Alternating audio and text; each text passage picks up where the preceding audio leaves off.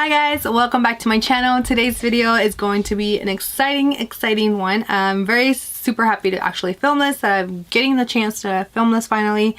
This is the first of four videos that I'm going to be doing about the best of 2020. This is the first one, well, the first one that I'm filming, not the first one I'm going to be putting up. This should be the second one in the series. But I wanted to do this earlier in the month, but it was not possible. I will link that video up here to explain why. I don't want to repeat myself. It's just me. Anyways, so I decided to include the top 10 products of each category. So I'm going to be doing face today, cheek and lips, and then ranking all the palettes that I actually got to try in 2020. But I'm going to be including products that I, at least for the face, cheeks, and lips categories, that released this year. So we can just keep it to 2020 items. And then there will be another video going up that will be about things that I purchased, like top 10 purchases of 2020, which will include other products that were not necessarily released in 2020, but I purchased in 2020, if that makes sense. So today, only 10 items, and this covers complexion, which primer, let's see. I didn't include any setting sprays, but it could include primer, setting sprays, foundation, concealer, and powder. Those were the 5 things that I was going to include in here. And I included everything but setting sprays, just because the one that I have been trying, I just didn't get a chance to be able to include it in here.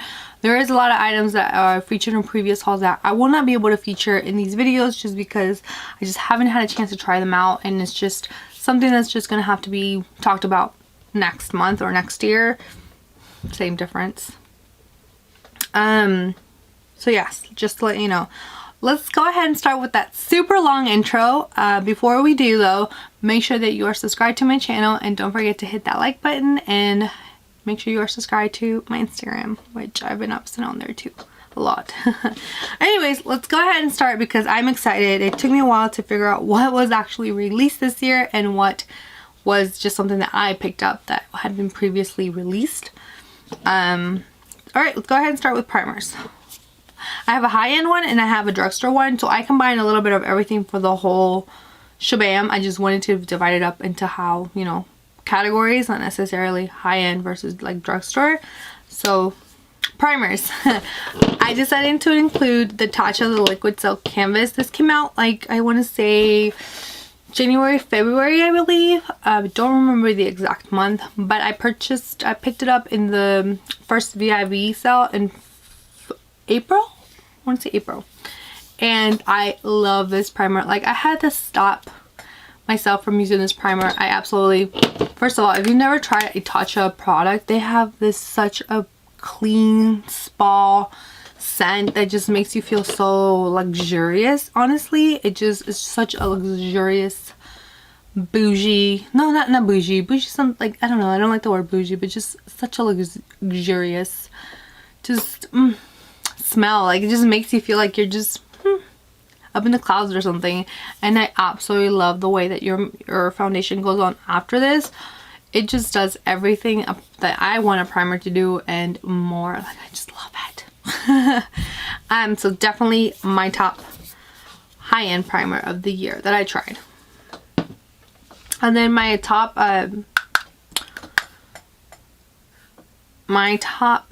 so for drugstore, I picked out the matte putty primer. I really enjoy this. This is not, the putty primer is not necessarily a new release, but the matte putty primer was, and I've used not quite a lot, but I have used it quite significant, and really this is going to be such a great primer for me. I think I picked it up after summer. I don't remember when exactly I picked this up, but for summertime I'm going to absolutely love this, because it actually fills in my pores. Of course, not all the pores are not going to altogether disappear. Of course, it's not like a filter or anything like that, but it does its job, and it mattifies, which I really need, especially in my T-zone where my pores are bigger, like here.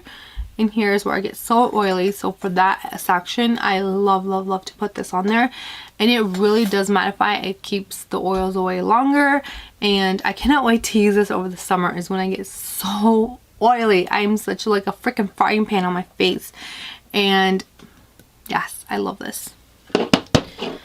Alright, moving on to foundation. I'm gonna start in chronological order.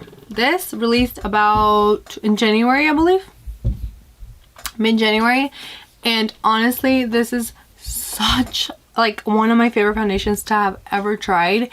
And I just love it. It's a moussey texture, but it's because of that I love it. It's a more thick texture, but it just goes on so lightweight, and it really does just, if you like full coverage, of course you're not gonna like this, but I'm not a full coverage person. I like light to medium coverage. I don't feel like I really have too much to cover, and this is just so good for me. I love the way it looks on your skin, the way it wears. It's just so good. Like, as close to perfection for a foundation that I can get to is definitely this one. Okay, another foundation that I absolutely loved was this Rare Beauty foundation. And I love, again, the first time I tried this, I believe, was when I was having like a bad skin days. So I wasn't like sure if I really liked this or was it just the hype. So I just kept trying. I tried it over a month before I even featured it on a video, to be honest, because I really wanted to make sure that I was getting a thorough and honest opinion, and I wanted to make sure that having bad skin, because I could tell it wasn't going on as my foundations usually do when I have really good skin days, which is honestly the majority of the time. I didn't want to give it an unfair review, just considering how my skin was going through for like a week. And once I, like, you know, exfoliated, did some mask, and just got it back to normal, I love this foundation. It is so lightweight, but it gives you coverage, and you can definitely build it up if you want more full coverage. And I just love the aesthetic of it. It's so chic, so clean, and I really like to have this little what you call it, this little ball top, which I know for people who have disabilities it makes it easier, is what I heard, but I'm not sure if that's the truth or what's going on with that. But I just think the overall aesthetic of this whole line is so beautiful, just so clean and simple. I love it. So chic. And then the last foundation that I really loved was this ColourPop Pretty Fresh Hyaluronic Hydrating Foundation. And this one's, again, more of a medium, light to medium coverage. You can definitely build it up. But again, I'm okay. Like, these are all light to medium coverage, honestly. You can build this one more up. Out of the three, this one's probably the one that has the most coverage, but still, it's in that medium category to where you can still water it down. But this one, again, the way it looks on your skin, it is such a beautiful skin-like finish. Like, you feel like you just corrected your skin and that's all you needed to do, and it just wears down so beautifully. Like, all three of these just wear down to where you don't have patches of foundation missing throughout the day. They just kind of wear down like in layers, if that's easy to understand. Like, it just, like, one layer of foundation goes on, then another one, and then, you know, depending on how many hours you wear it for. Also, of course, these are not going to be the longest wearing foundations, to be honest, but honestly, I probably usually wear my makeup around 8 to 12 hours, and that's a pretty usual day for most people, honestly. So unless you're having a super, like, long day, you know, you might need something that's a little bit more matte. But other than that, for my everyday use, most days, the majority of the year, this is what I go for. So they work so beautifully. Love these foundations. Honestly, probably some of my favorite foundations that I actually own. Love them. For concealer, I have two concealers. I have the e.l.f. Hydrating Camo Concealer Satin Finish, and this one came out at the beginning of the year. I like the original concealer, the original camo. I really enjoyed this one, and I really love this one too. It was a little bit harder to find a shade in this one. Like, I thought I could just pick up the same shade, but it's not. I have a totally different shade from the one that I thought I would have, which is light beige, compared to this one. And so in this one, I like light beige. It's the perfect shade for me. I don't like too of a bright under eye, and if I did want that, I do have brightening powders which can do that for me. I just like more of a coverage product necessarily than a, you know, brightening product sometimes. But honestly, once you blend it out, it's not even as deep as it looks once that dot you drop on the, just on the eye.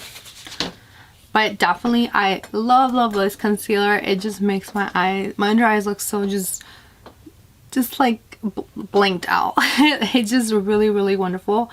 That's such a horrible description. It makes my under eyes really like almost blanked out, to be honest, and it gives me coverage. It's not the most full coverage concealer that I own, but it's definitely up there and it can definitely build it, and it's hydrating. I feel that it's hydrating. I don't really have dry under eyes, so for me it's not necessarily, a lot of people say that this one's a little bit more dry than the Camel one. I don't feel that that is the case, and then together both of them, I absolutely love that combination. Whew, such a good combination. The next concealer is also from Rare Beauty. I really enjoyed trying everything that I tried from Rare Beauty. I really enjoyed, except I was a little bit on the lip balms. That was the only thing that was kind of I didn't buy the brushes, the sponge, or the liner because I just don't use liner like that, but I've purchased a little bit of everything else, and the concealer is such a good concealer. And one of the best things about the, honestly, I love the doe foots of the Rare foundation and concealer, but one of the things that I absolutely love is that you can get the same shade. I have 210N and 210N because these tend to run a little yellow, to be honest, but they match perfectly to where this, I don't know if you can see it on camera clearly, but even though they're the same shade, well, let me turn them. Oh, you can see the difference in color. Like, this is definitely more skin tone and this is definitely more of a brightening concealer. And I love that all you need to do is make sure you pick out your right foundation shade, and then you just pick up that same number in the concealer, and then you're good to go. You don't have to worry about going, oh, do I need to go 2-3 shades lighter? Or if I want a, you know, bronze, like a contour shade, do I need to go 2-3 shades lighter? It kind of just works so well. Most people probably won't buy concealer to contour, but definitely to brighten you would have to go 2-3 shades up, maybe 1 or 2, and to find that perfect concealer shade that will match you perfectly, and then have to go up a couple shades and like, oh, is this my right undertone? It's just a whole complicated mess, and they just perfectly matched it for you. I love that. I wish that all the brands did that. It would make life so much easier. That you just pick out the right foundation shade and then you just pick out the same number in the concealer and you're good to go. You don't have to worry about color matching and all that. Oh, I wish. Perfect world, right? Perfect world. I'm gonna start out with CoverGirl. CoverGirl Clean Fresh. This is the only product from that line that I like. They have the Skin Milk.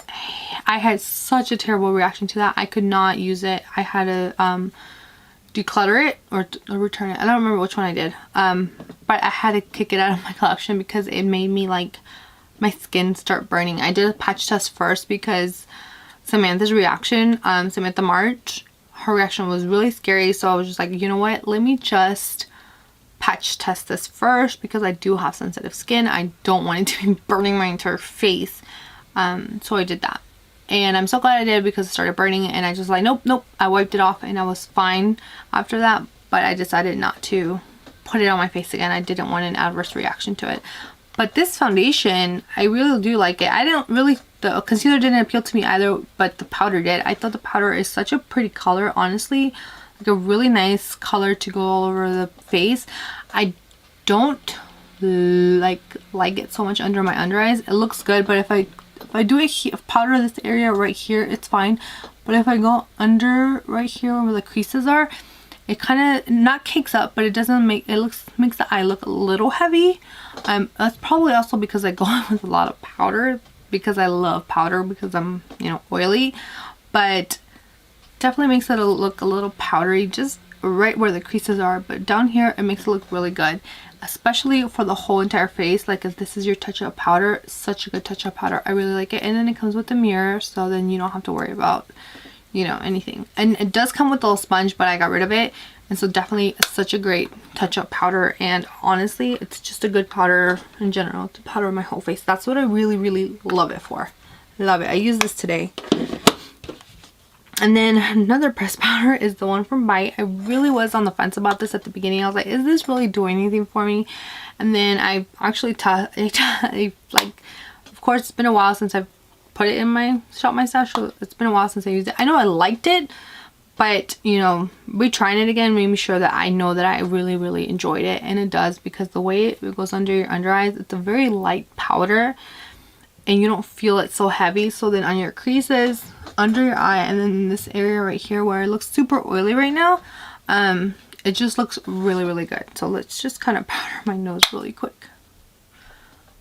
It just makes this whole area, you know, look so nice. Now, of course, it doesn't hold if I powder my nose, like this is what I use as my setting powder, like for this area right here, it does, the oils do come through quicker because it is more of a lightweight powder. It's not more, it's not like something that's a little bit more heavier. Like if you were using like, even the Becca one holds a little bit better than this one for oils. But if you still want to use, like if you have normal dry skin, definitely I would definitely recommend this powder. And even if you have oily skin, just build up the coverage a little bit. Maybe use a little bit of a mattifying primer underneath and you're good to go. It's just such a lightweight powder. You don't feel it. You don't feel like there's extraness on your extra products on your face, and it just adds a little tiny bit of coverage without being too much. I really like it more than anything because it's such a lightweight powder. And I really enjoy it for the under eyes. That's where I really enjoy it. Used this one. I have the shade Light too, just because I knew I wanted it make sure, I definitely knew that I wanted to use it under my under eyes, and then for the rest of my face it would have been fine because I could use, you know, once I put bronzer and blush on and everything, it would look great. So today I used this on one eye, and then a different powder that I wanted to make sure that whether I liked or not, and then I used this one all over the face, and then that's when I was like, this is why I like it.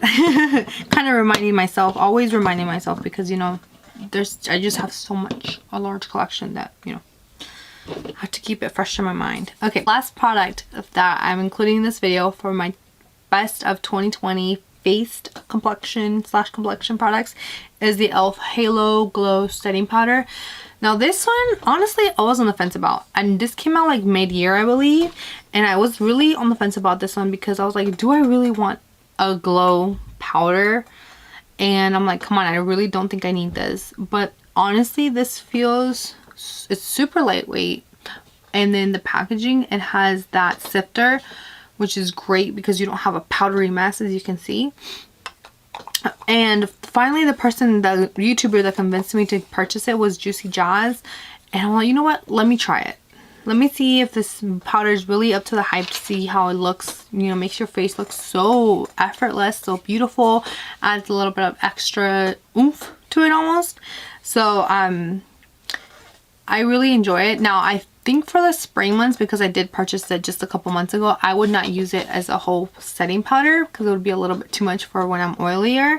But for right now, for the winter, I definitely use this as a setting powder, and I really do enjoy it because it makes your entire face just look so flawless and beautiful, and it adds an extra glow, but like a glow within, but not too much of a glow. It's just, it's so pretty. You'd have to see it on to really see. I believe I used it in the e.l.f. video, and that's when the first time that I used it, and I really enjoyed using it. And I didn't think I was going to like this powder as much as I do, and I actually did. I'm surprised because, again, it has that glow factor to it, but it's not an overwhelming glow to where you're like, oh no, too much. So yeah, that finishes up all the products that I absolutely loved as far as complexion that were new to 2020, or new in 2020. And all the other products that I purchased were, you know, were complexion products. I purchased a whole bunch of others, but they weren't new. So those will be in a separate video. But yeah, I hope you guys enjoyed this video, and you know, just let me know what are the content you want me to film for January. And it's going to be a full month of nothing new, just to let you know. It's going to be very fun. I have a little thing going for it. So yeah, let me know if you have anything that you want me to film or come up with, or just let me know. With that, I hope you guys take care, careful out there, and I'll see you on the next one. Bye bye.